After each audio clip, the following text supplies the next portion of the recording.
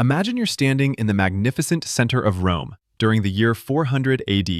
You're completely surrounded by towering marble columns that seem to reach up and touch the very sky itself. These architectural marvels, crafted by the most skilled artisans in human history, stand as monuments to Roman engineering genius that modern builders still struggle to replicate.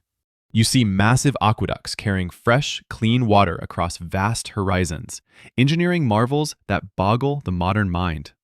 These incredible structures transport millions of gallons of pure mountain water across hundreds of miles, through valleys and over hills, using nothing but gravity and mathematical precision. The Romans had solved problems of urban water supply that many developing nations still struggle with today.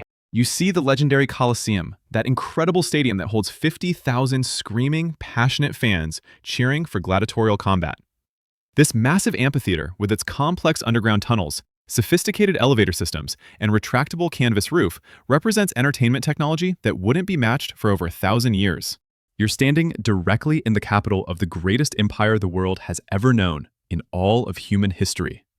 An empire that spans 3 entire continents with unmatched authority, from the misty hills of Scotland to the burning sands of the Sahara Desert, from the Atlantic shores of Spain to the Euphrates River in modern-day Iraq. An empire that has endured and thrived for over 1,000 consecutive years of dominance, surviving civil wars, foreign invasions, natural disasters, and countless political upheavals. An empire that has created a common currency, a universal legal system, and a shared language that connects diverse peoples across vast distances. If you walked up to any Roman citizen, tapped them gently on the shoulder, and told them that in just 76 short years, this entire magnificent city would become nothing more than empty ruins scattered across the landscape, and their mighty empire would completely vanish from the face of the earth forever, they would have laughed directly in your face with genuine amusement. They would point to the massive walls that protected the city, walls that had never been breached by foreign enemies.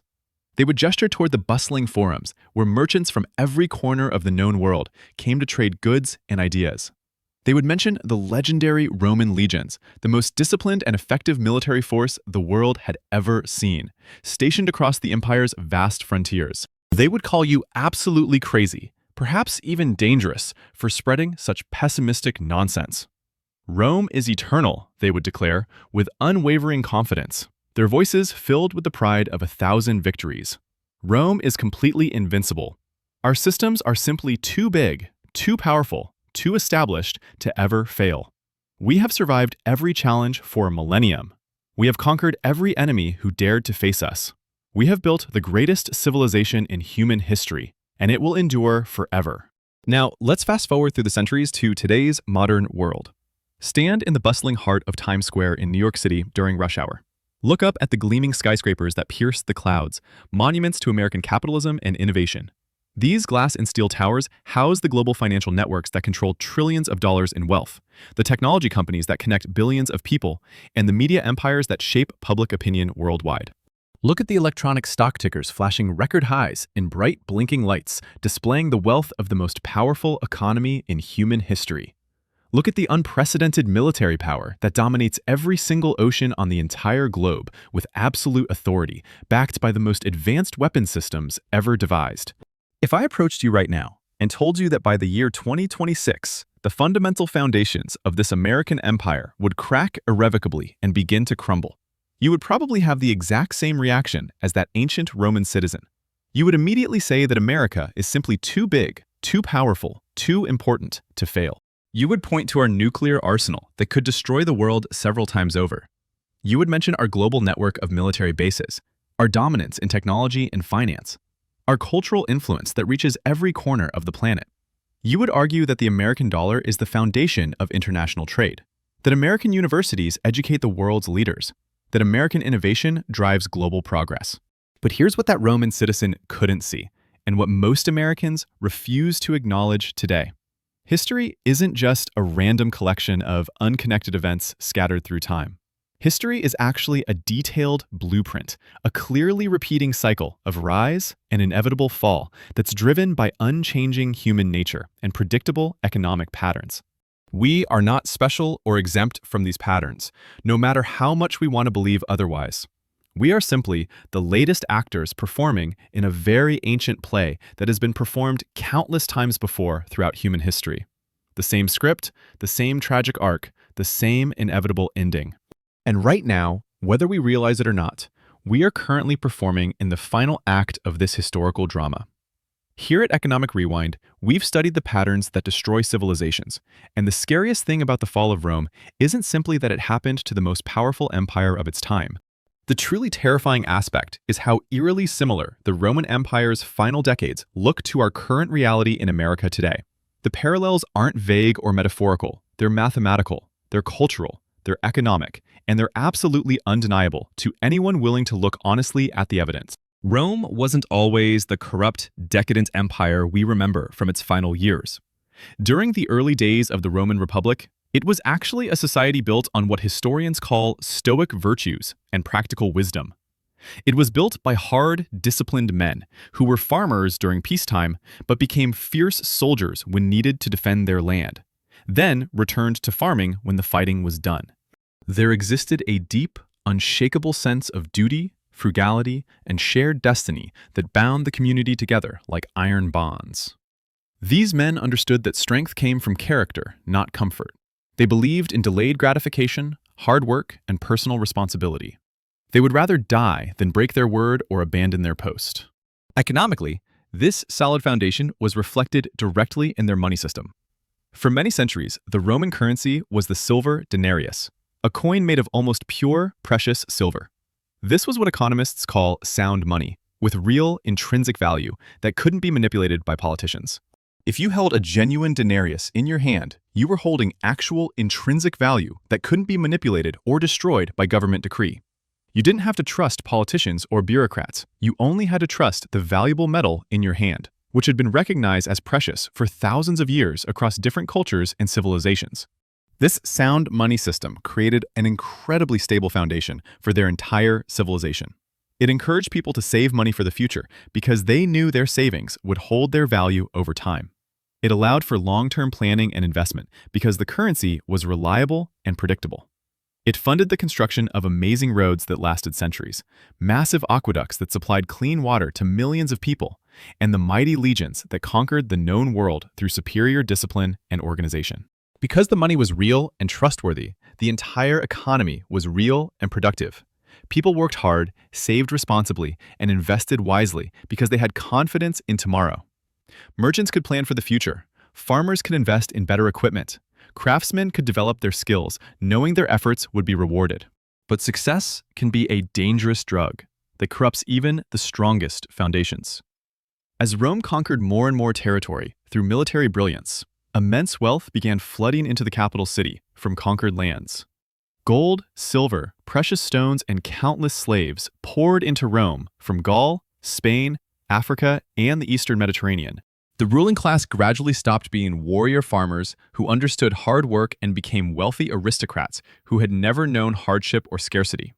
They began to live in luxury that would have been unimaginable to their ancestors.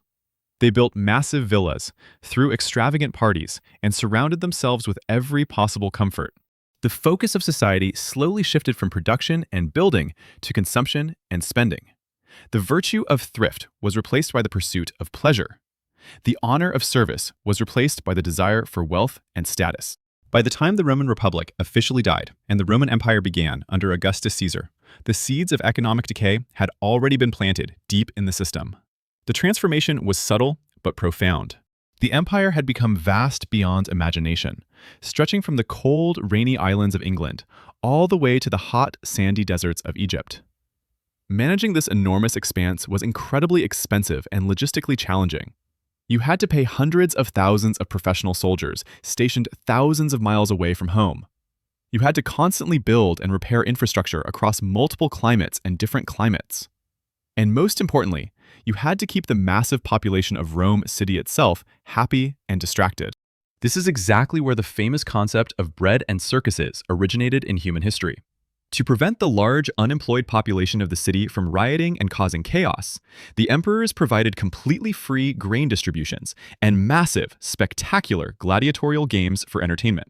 The grain distributions alone fed over 300,000 people daily in Rome. The gladiatorial games were equally expensive spectacles designed to keep the population pacified. These weren't simple sporting events. They were massive productions involving exotic animals, elaborate stage sets, and thousands of performers. The economic model had fundamentally shifted from one based on productive work to one based on consumption and dependence.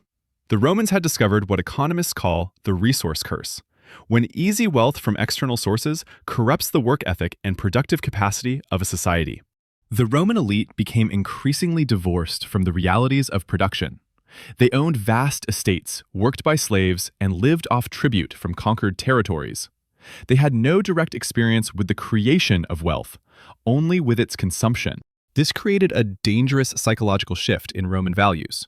Success was measured not by what you built or created, but by what you could consume and display. The ancient Roman virtues of thrift, hard work, and self-reliance were gradually replaced by a culture of entitlement and immediate gratification. As conquered gold flowed into Rome, as slave labor made work seem beneath citizens' dignity, the society gradually lost its connection to the fundamental economic realities that had made it strong. The currency reflected this transformation perfectly. As Rome became dependent on external wealth rather than internal production, the money began reflecting this new reality by becoming increasingly hollow and fake.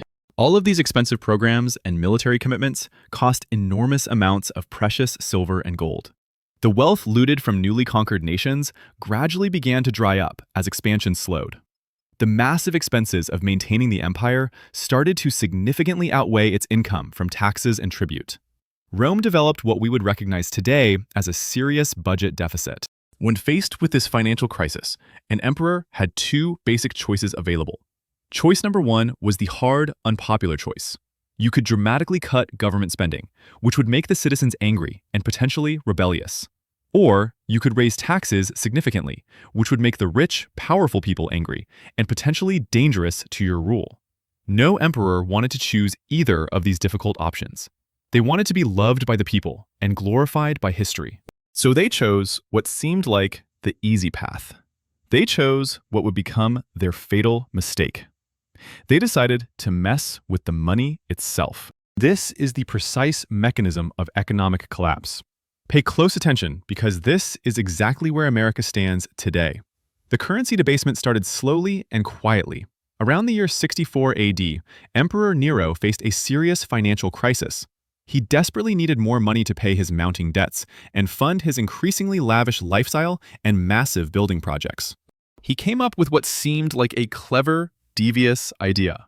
He gathered up all the silver denarius coins in the treasury, melted them down completely, and mixed in a small amount of cheap base metals like copper and zinc. He then carefully reminted the coins with exactly the same official design and weight. Suddenly, Nero had many more coins available to spend on his projects. The new denarius looked identical to the old one on the surface. It had the emperor's official face stamped on it. It was officially declared by government decree to be worth exactly the same amount as before. But in reality, it contained significantly less precious silver. It had less real intrinsic value. This was the ancient world's version of money printing and currency debasement. Nero had just stolen wealth from every single person in the empire who held denarius coins, but he did it so subtly that most people didn't notice immediately. At first, absolutely nobody realized what had happened. The party continued as usual, and life went on normally. But subsequent emperors quickly saw how easy this deceptive process was. If they needed to fund an expensive war, they simply added more cheap copper to the silver mix.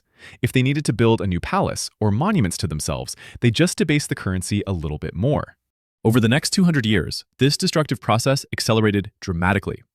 By the time of the philosopher-emperor Marcus Aurelius, around 170 AD, the denarius contained only about 75% silver, instead of the original 95%.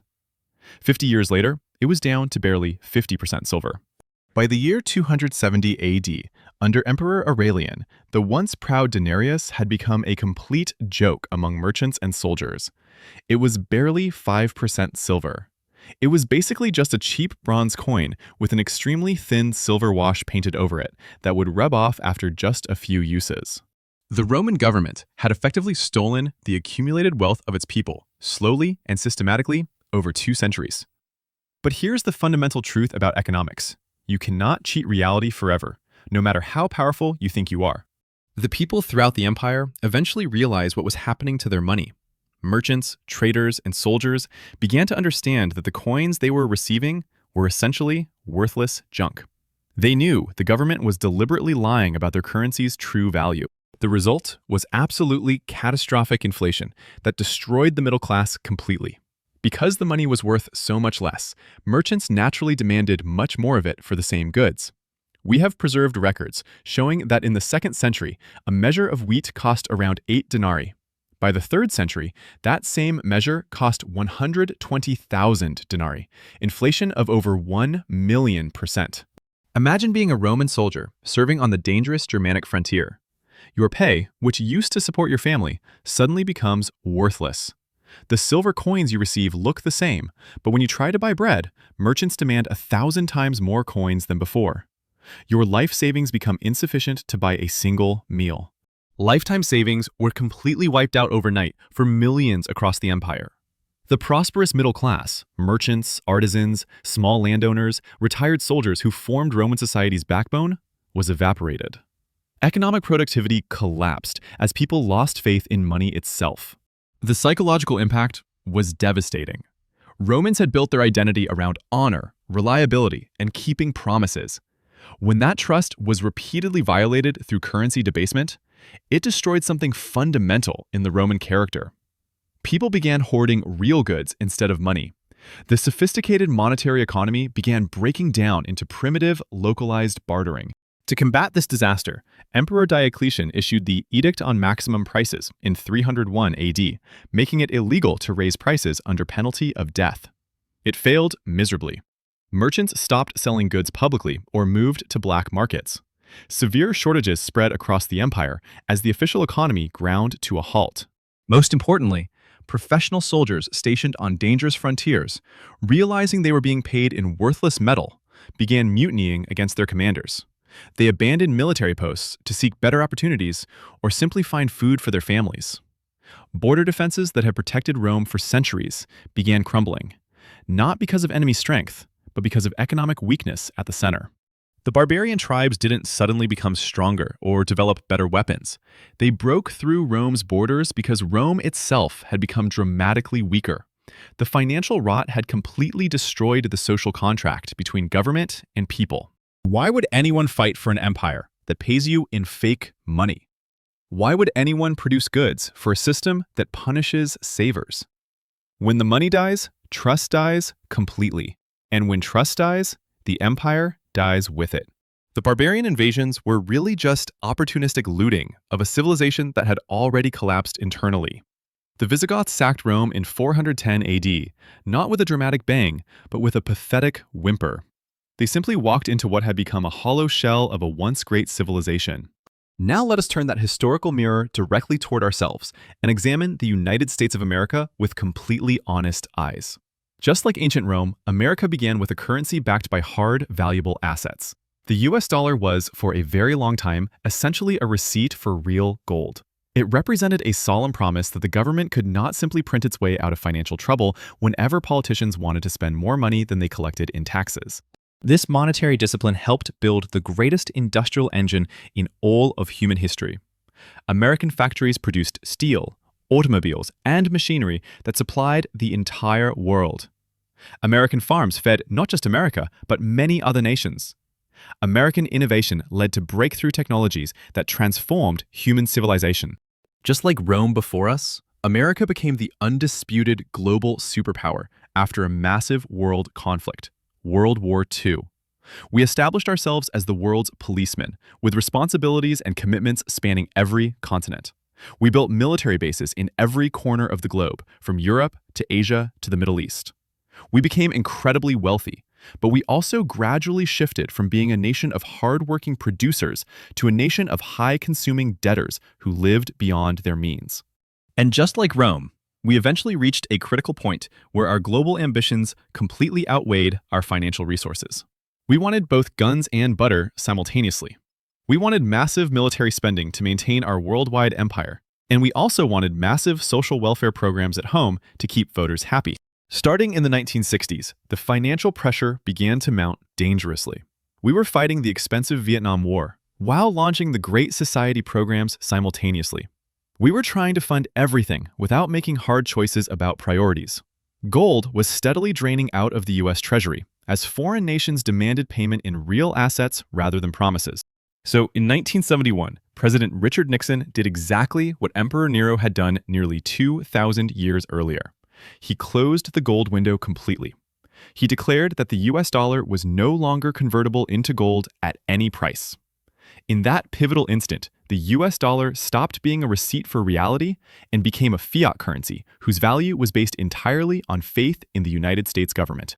Since 1971, the debasement of the US dollar has been absolutely relentless and accelerating. But unlike ancient Rome, which was limited by how fast they could physically melt down and remint actual metal coins, we have no physical limitations whatsoever. We can create trillions of new dollars with just a few computer keystrokes at the Federal Reserve. We can expand the money supply by any amount we choose, instantly. This technological capability allows us to speed-run the collapse process that took ancient civilizations centuries to complete. What took Rome 200 years to accomplish, we are achieving in just 50 years. Look at our national debt trajectory, and you'll see the acceleration is frightening. It took the United States over 200 years to accumulate its first $1 trillion in debt. Today, we add a new $1 trillion every few months without any plan to pay it back. We are now over $34 trillion in total debt, and the number grows larger every single day. We're spending more on interest payments than we spend on defense. We're borrowing money to pay the interest on money we've already borrowed. This is the definition of a debt spiral. We are already seeing the exact same cracks that destroyed Rome appearing in American society. We see the inflation eating away at savings and destroying the middle class. We see the breakdown of the social contract between government and citizens. We see intense internal division and political hatred. We see the rise of modern bread and circuses, endless entertainment, social media dopamine loops, and celebrity gossip distracting us while our economic foundations rot beneath our feet. The timeline is what should concern every American family.